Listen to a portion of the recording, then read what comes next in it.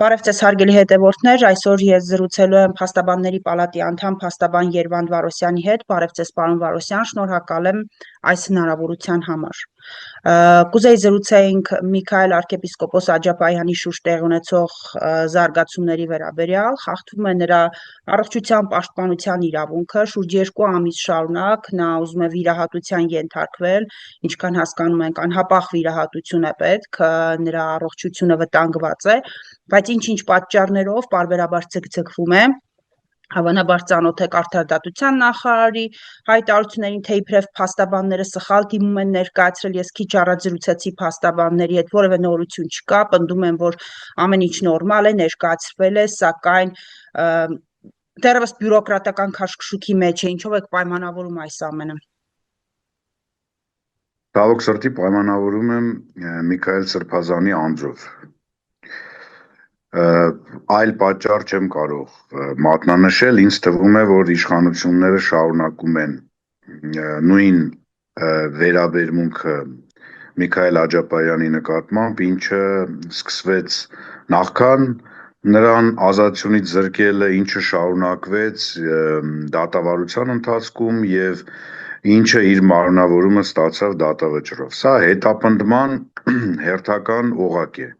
Ես տևական ժամանակ չեմ էլ լսել իրավիճակ, երբ որ անձը ուզենա բուժօգնություն ստանա,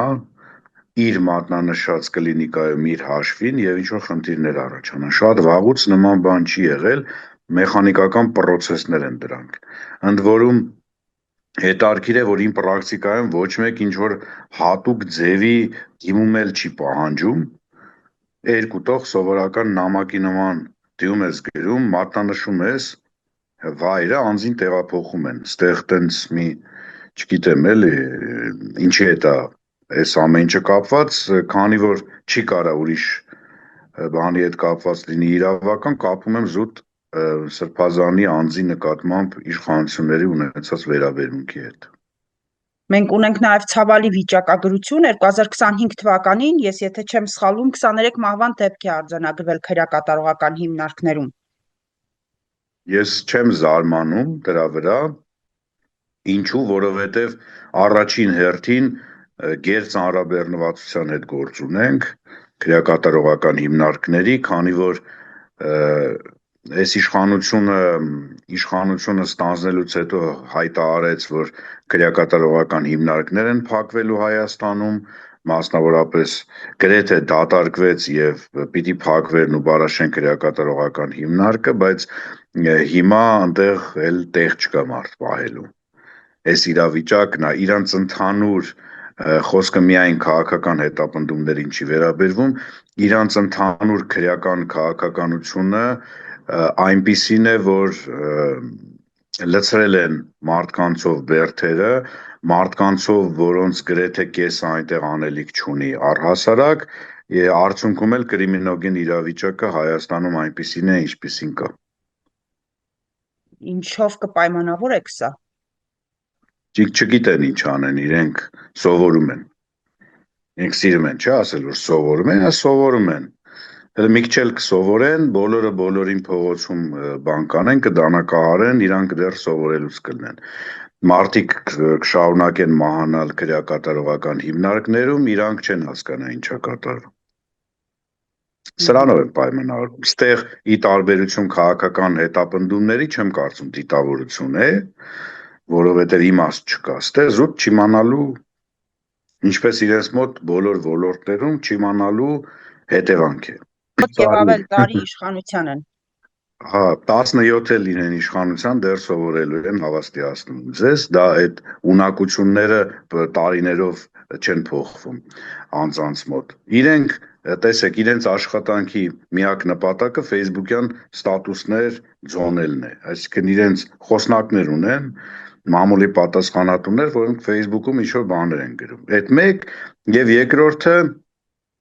ոնց անեն, որ Նիկոլ Փաշինյանի դուրը գա։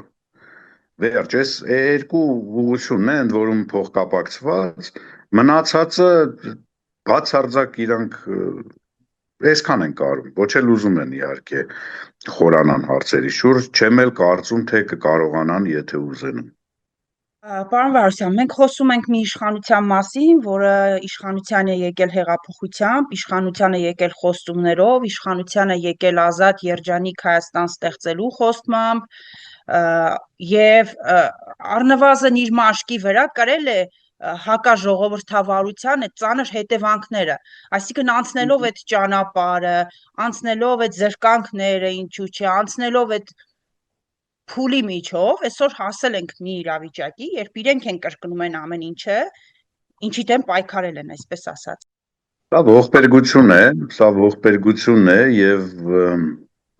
սա վկայում է այն մասին, որ մենք էլ էինք սխալվում մարդկանց մեջ շատ ժամանակ, շատերիս թվում էր, թե բոլորը գուցե մեր նման են մտածում եւ բոլորը երկրի տեսլականը տեսնում են այնպես, ինչպես մենք ենք տեսնում։ Պարզվեց, որ կան մարդիկ, որոնք ուզում են ոչ թե պետական արատավոր համակարգը փոխել, այլ իրենց են տեսնում այդ արատավոր համակարգի մեջ։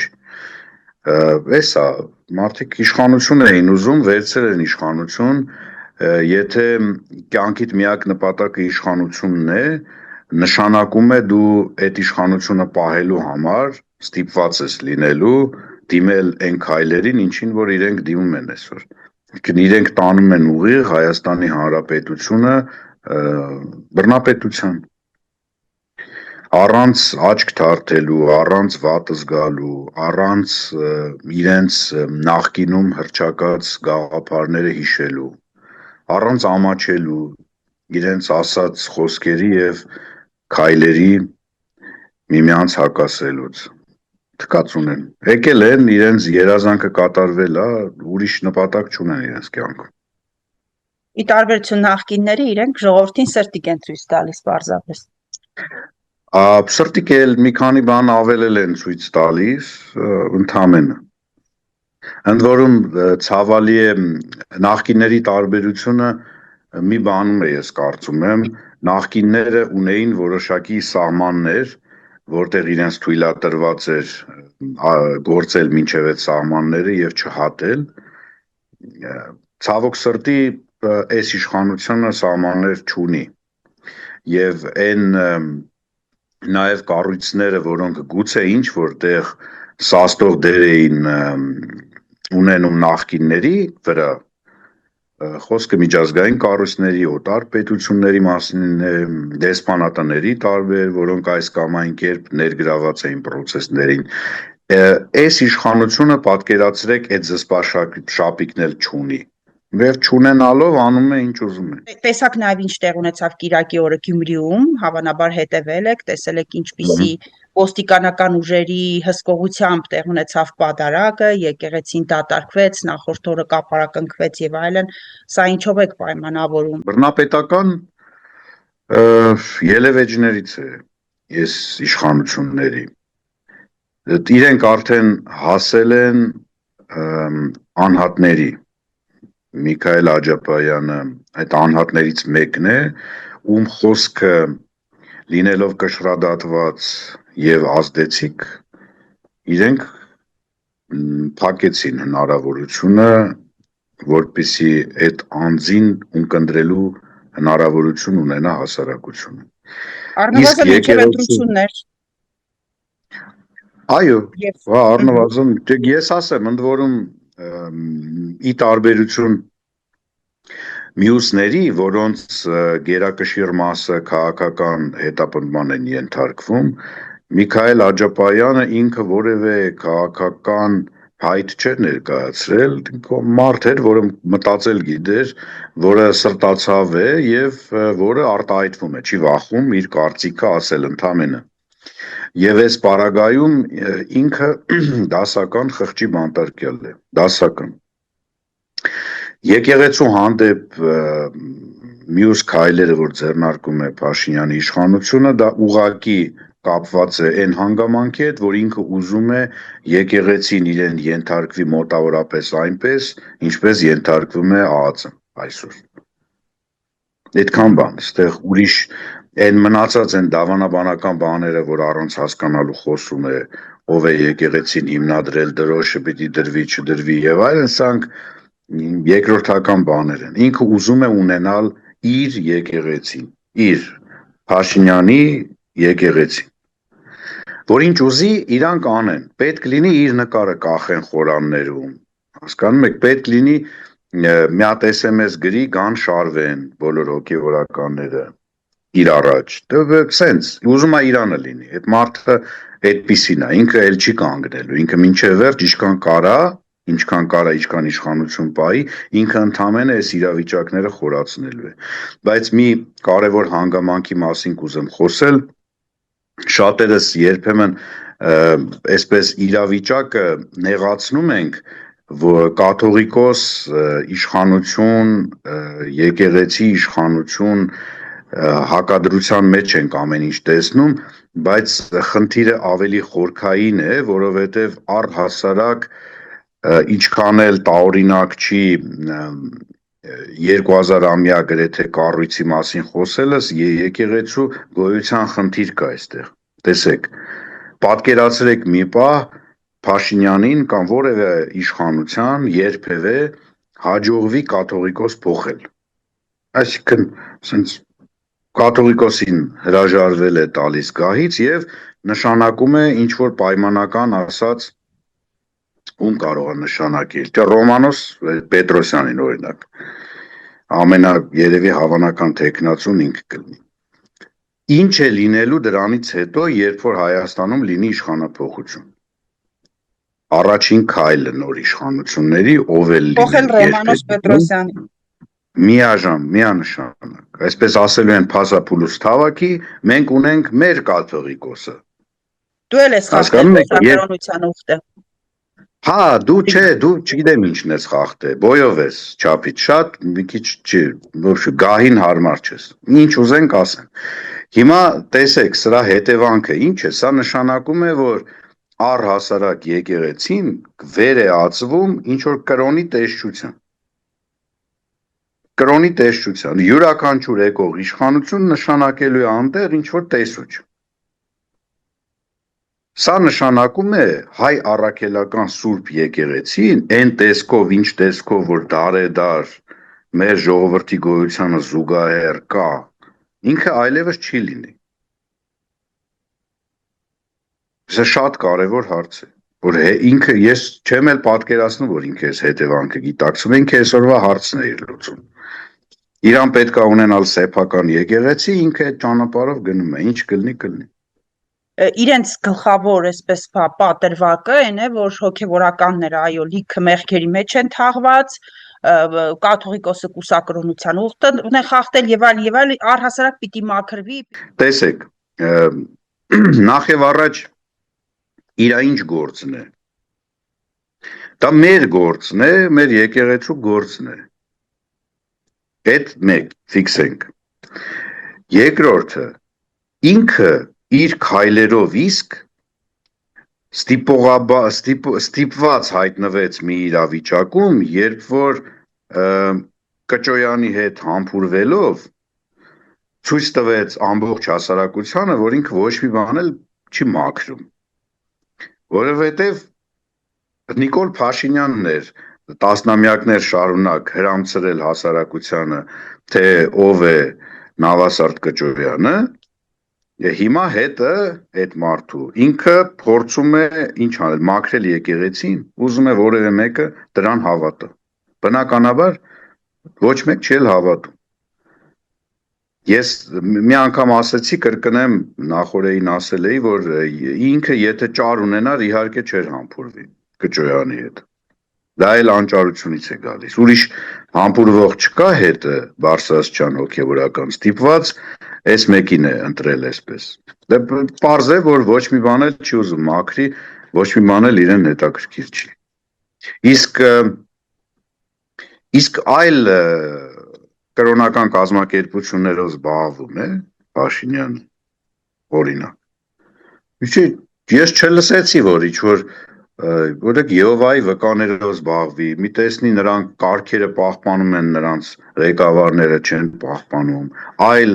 աղանդավորական շարժումներով զբաղվի, փորձել է դրոշը տանի դնի Եհովայի վկաների կենտրոնակայան, տեսնենք ինչ կլինի, ինձ նենց հետաքրքիր կլինի, ոնց է ինքը գնում իր ձեռով դրոշը հանում ընդեղից։ Այդ դեպքում կխոսեն միջազգային կառույցները, կխոսեն ՀԿ սեկտորի ներկայացուցիչները շատ ինտենսիվ, թե այսպիսի։ Ես դրա համար ասեցի, ինքը կգնա իր ձեռով կհանի այդ դրոշը այնտեղից։ Մի երկու զանգ ստանալուց հետո։ Բա թող զբաղվի, եթե այդ մարդը տենց տեսեք կարևորում է հասարակության այդ հոգևոր կրոնական մաքրությունը,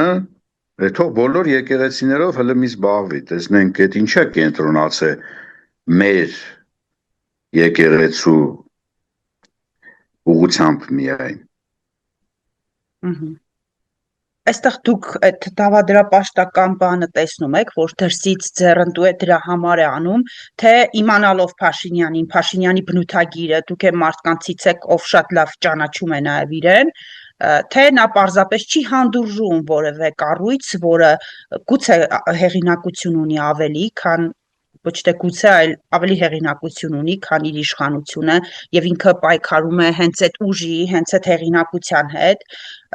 եւ որ Փաշինյանը չի սիրում պարզապես ուժեղ մարդկանց, ուժեղ կառույցների, իրեն հակակշիռ որևէ մեկին ու որևէ մի կառույցի։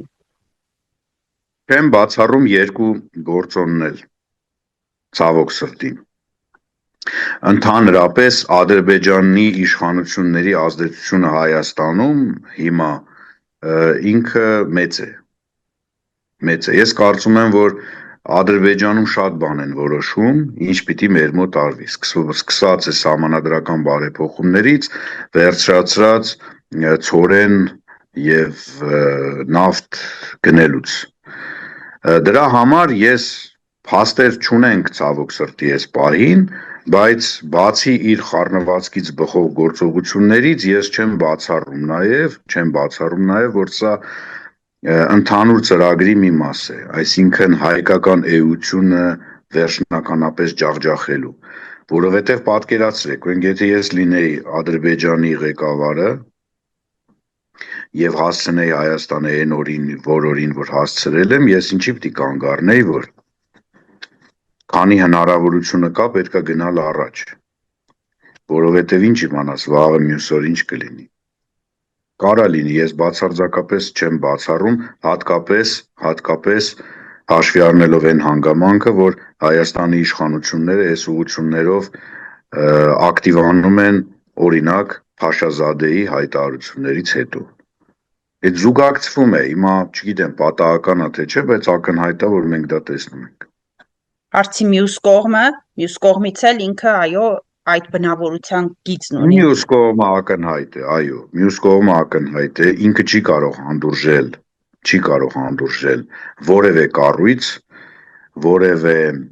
այսպես ազդեցություն ունեցող մարդիկ, որոնք չեն լինելու իր կամակատարը։ Դա իր համար մահացու վտանգ է, ինքը այդպես է կարծում։ Տեսեք իր շրջապատին մի տեսեք։ Ընտրությունը հենց այս սկզբունքով է կատարված։ Իսկ ինչու լինի մի կառույց, որը նորից եմ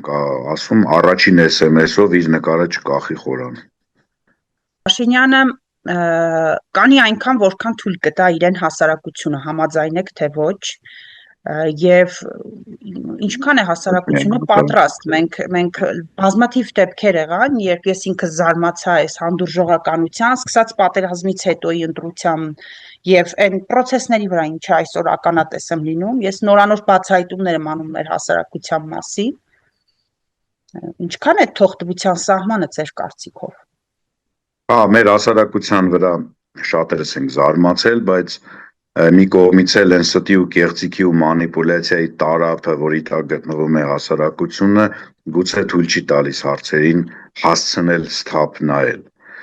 Ես այստեղ միայն իշխանությանը չեմ մեղադրում, ես կարծում եմ, որ ընդդիմությունը եւս տարիների ընթացքում այդ բանալին չկարողացավ գտնի հասարակության հետ ճիշտ աշխատելու, ազնիվ ու շիտակ աշխատելու, որովհետեւ բերեք ինչքան էլ մեղադրենք հասարակությանը,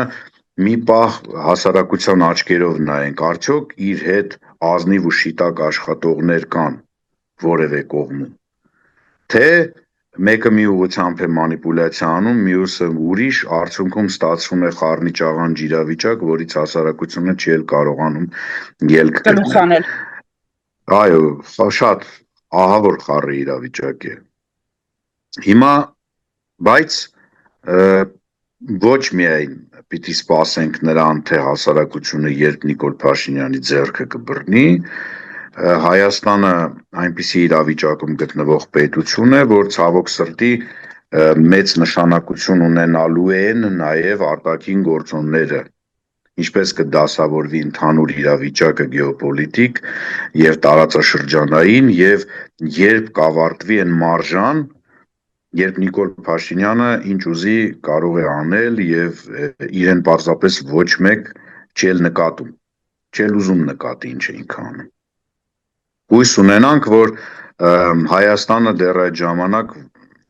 գոյություն կունենա պետական միավոր։ Շնորհակալություն շատ հարցազրույցի համար։